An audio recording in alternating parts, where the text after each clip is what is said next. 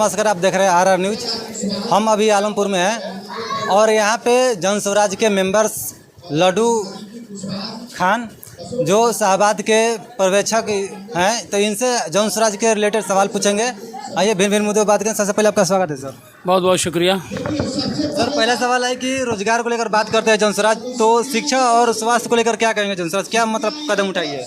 देखिए, हमारी सरकार बनेगी, सबसे पहला मुद्दा जो अहम मुद्दा है वो रोज़गार का है और पलायन का है। तो हमारी सरकार अगर बनेगी तो मुख्यमंत्री के नेतृत्व में एक पलायन रोज़गार का सृजन एक मंत्रालय बनाया जाएगा। सबसे अहम मंत्रालय जो होगा वो रोज़गार के लिए बनाया जाएगा, पलायन रोकने के संदर्भ में वो बनाया जाएगा।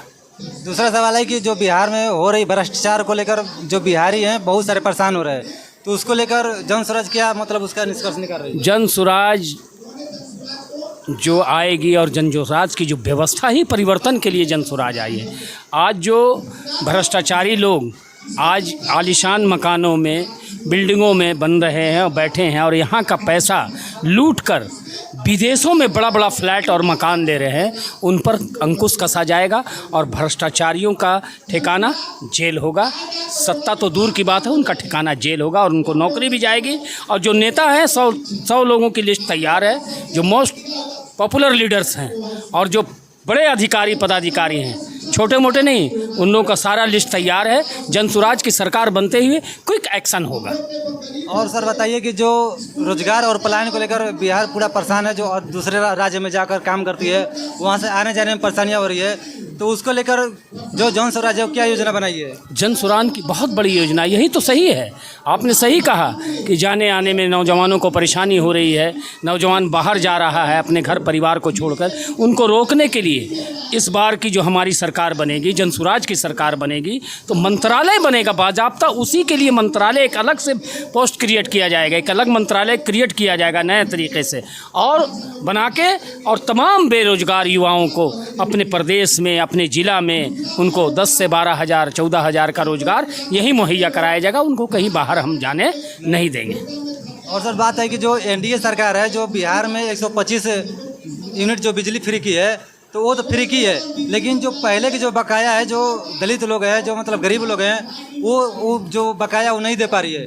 जैसे 80-80 हज़ार रुपये, 1 लाख रुपये आ रही है, तो उसको लेकर जो जन स्वराज क्या योजना बनाई उसके लिए? देखिए, अब पहले तो स्मार्ट मीटर लाया, गरीबों दलितों पिछड़ों को लूट लिया और 80 हज़ार 1 लाख 1.5 लाख, जैसा कि आप बता रहे हैं, आप पत्रकार हैं, जगह जगह जाते होंगे, आपको पता है इतना पैसा बकाया है।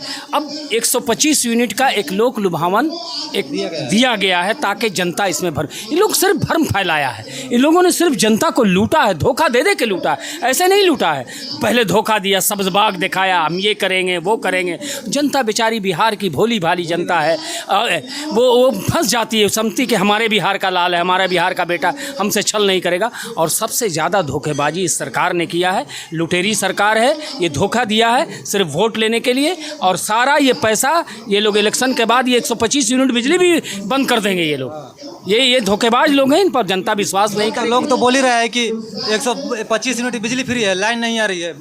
अब देखिए, समस्या शुरू हो गई। आपको फ्री कर दिया जाए, आपके यहाँ दिया ही नहीं जाए। गैस सिलेंडर फ्री में बांट दिया गया और गैस उठाने का पैसा ही नहीं है। अरे भैया, गैस सिलेंडर तब तो भरेगा, जलेगा चूल्हा जब गैस भरा जाए उसमें। तो इस व्यवस्था नहीं है। ये लोग सिर्फ फ़ोटो खिंचाने वाले लोग हैं, उद्घाटन करने वाले लोग हैं और मीडिया के माध्यम से ये प्रचार प्रसार की पार्टी बनी हुई है और इनके अंदर कुछ नहीं है। वास्तविकता नाम की इनके अंदर चीज़ ही नहीं है। जो महंगाई है उसको कंट्रोल कैसे करेंगे आप? महंगाई देखिए चरम सीमा पर है। आज जो बेरोजगार है, नौजवान है, 10 से 12 हज़ार जाके दूसरे प्रदेशों में काम कर रहा है, उसके यहाँ कितनी बड़ी समस्या खड़ी है। वो अपने बच्चे का स्कूल का फीस कैसे भरेगा? और आटा महंगा है, चावल महंगा है, सब्जियां महंगी है, ये तमाम चीज़ें हैं। महंगाई चरम सीमा पर। तेल उतना ही महंगा है, 2 नंबर तेल आ रहा है, कोई पूछने वाला नहीं है। कितना ब्लैकमेलिंग हो रहा है। ये सारा लोग, इन लोग सब षड्यंत्र रच रहे हैं। बालू माफिया अलग कमा रहा है, दारू माफिया अलग कमा रहा है, ज़मीन माफिया अलग कमा रहा है। माफियाओं का शहर और प्रदेश बन गया है बिहार प्रदेश। और अगला सवाल है कि जो NDA की सरकार है, चाहे मतलब अपोजिट वाले जितने विपक्षी नेता हैं, तो वो लोग बोलते हैं कि जन स्वराज मतलब ज़्यादा कोई अच्छा पार्टी नहीं है, वो भी मतलब लेक्चर खाली देती है, तो उसको लेकर क्या कहेंगे? वो देखिए, अब तो भाई सवाल है कि सरकार में वो लोग हैं, वो सोच रहे हैं कि या तो तुम रहो या तो हम रहें। कुर्सी वही रहे स्थान बदल जाए, या तो तुम आ जाओ नहीं तो हम हो जाएं। अब ये तीसरा विकल्प बन के आए हैं। कहीं ऐसा ना हो कि बिहार का युवा, बिहार की महिला, बिहार के बुजुर्ग इनके तरफ चले जाएंगे तो हमारा जो बरसों से आरजू और तमन्नाएं थी सिंहासन पर बैठने की, वो छिना जाएगा। इस डर से ये भ्रम फैला रहे हैं। प्रशांत किशोर की पार्टी किसी व्यक्ति की पार्टी नहीं है। प्रशांत किशोर ये आम जनता के लिए बनाई हुई पार्टी है, बिहार के नौजवानों की पार्टी है, महिलाओं बुजुर्गों की पार्टी है, बेरोजगारों की पार्टी है। बिहार को बदलने के लिए ये पार्टी बनी है और सत्ता हासिल करने के लिए ये पार्टी कदापि नहीं बनी। और एक सवाल है कि जो जन स्वराज है वो फंडिंग मतलब जो करती है वो कहाँ से करती है? भाई फंडिंग का तो साफ है।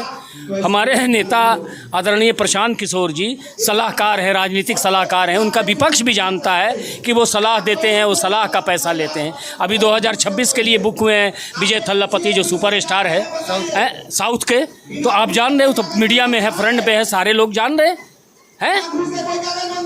लेकिन ये लोगों को घबराहट है, डर का माहौल बना हुआ है। पूरी तरह से ये डर हो गए। रात दिन सी वोटर का ग्राफ देख रहे, बढ़ रहा। अब इनके कहीं रुकने से जन स्वराज नहीं रुकेगी। जनता ने मन बना लिया है, सारे नौजवानों ने पहले मन बनाया है। और जब नौजवान जिधर चलता है ना वहाँ वहीं होता है कि नहीं? जिसे कहते हैं जिस रोज जोर जवानी चलती है उस ओर जमाना चलता है। तो इसलिए कहीं घबराने की ज़रूरत नहीं है।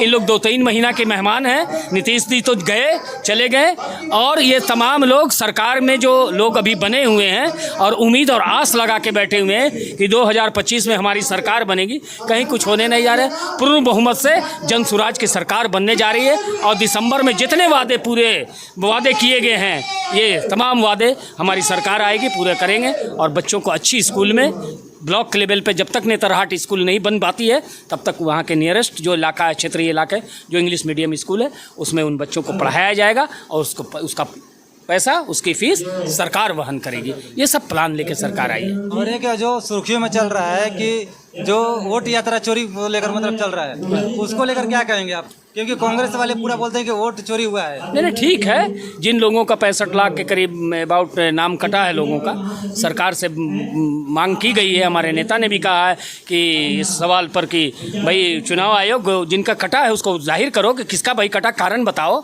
उसको पब्लिक डोमेन में लाइए। वो ज़रूरी है, हमारा अधिकार है। लेकिन जिन लोगों का काटा गया है, उन लोगों के जो लोग बचे हैं उतने ही गुस्से और ताकत से एक ही पार्टी को वोट देंगे। उस पार्टी का नाम है जन स्वराज, कि जन स्वराज ही इन लोगों का सही इलाज करेगी और दूसरा इलाज नहीं करेगी। बदला सबसे लेगी।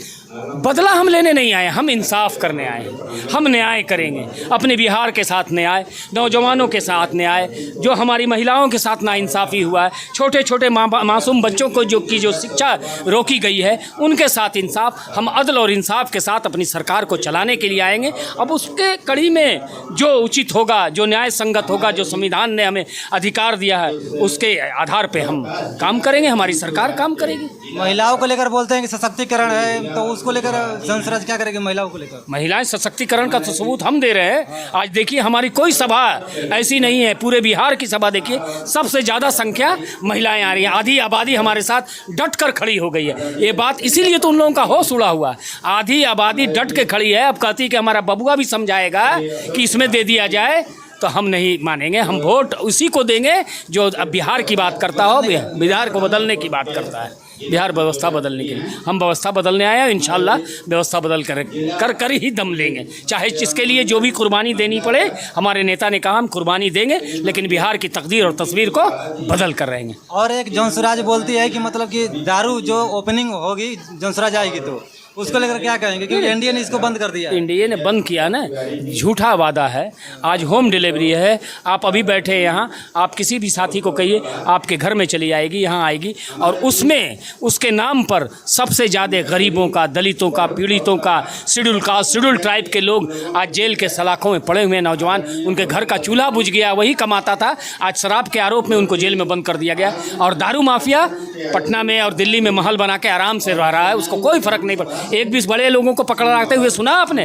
दारू बेचने वाले को सुना? नहीं सुने हैं। पकड़ाया कौन? पीने वाला कौन? जो बिल्कुल नीरी है, गरीब है, दलित पिछड़ा परिवार का है, वैसे लोगों को पकड़ पकड़ के ये सरकार जेल में डाल रही है और उसके घर का चूल्हा बंद है। अब कुछ महिलाएं थी, उन लोगों के बारे में आपने सुना? कितने बढ़िया से उन्होंने बताया। सुने हैं। हाँ, ये सब है, यहीं कहीं कुछ नहीं। दारू बिल्कुल बंद होगा और हम जो हमारी सरकार का जो वादा है उसको हम लोग बखूबी निभाएंगे इंशाअल्लाह ताला रहमान। और जन सुराज की सरकार बनने दीजिए, पूरा इनकलाब आएगा, पूरा मोमेंट चेंज हो जाएगा।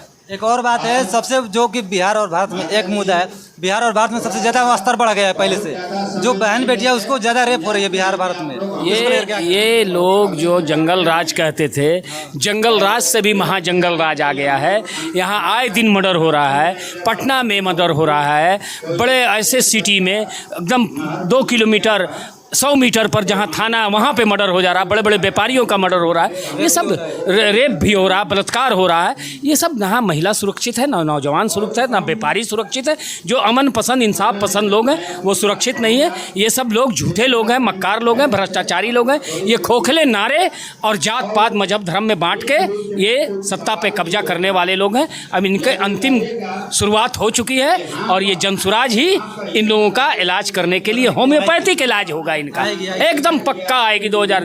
आप नौजवानों से, आप मीडिया के माध्यम से जो लोग सुन रहे हैं उनको भी मैं पैगाम देना चाहता हूं कि ये तमाम लोग जो हैं इनके चक्कर में मत पड़िए, जनसुराज का साथ दीजिए। जनसुराज की पार्टी एक ईमानदार की पार्टी है, एक अच्छे लोगों की पार्टी है, पढ़े लिखे की पार्टी है और न्याय के साथ विकास करेगी, इंसाफ करेगी और अच्छा बिहार का रिजल्ट देगी इंशाल्लाह। बहुत बहुत बहुत बहुत आपके आप देख सकते हैं जो जनसुराज के पार्टी के जो मेंबर है, जो जॉन लड्डू खान है, जो एक पर्यवेक्षक है, जो बताए कि जनसुराज कितनी पावरफुल और ताकतवर है। तो जनसुराज कहीं ना कहीं अपने आप में ईमानदार से परिणित है और लोगों को बताती है कि रोजगार को लेकर, शिक्षा को लेकर, स्वास्थ्य को लेकर हर चीज़ को जागरूक करेंगे और पलायन को, रोजगार को लेकर बात करेंगे। तो इन सब मुद्दाओं पर बात की है। रेप जो हो रही है उसको और जो मर्डर हो रही है उन सब को ख़त्म करने के लिए जो जनसुराज है उस सब चीज़ों पर बात की है। तो आपका भी क्या विचार जनसुराज को लेकर हमारे कमेंट बॉक्स में बताएं। सबसे पहले धन्यवाद।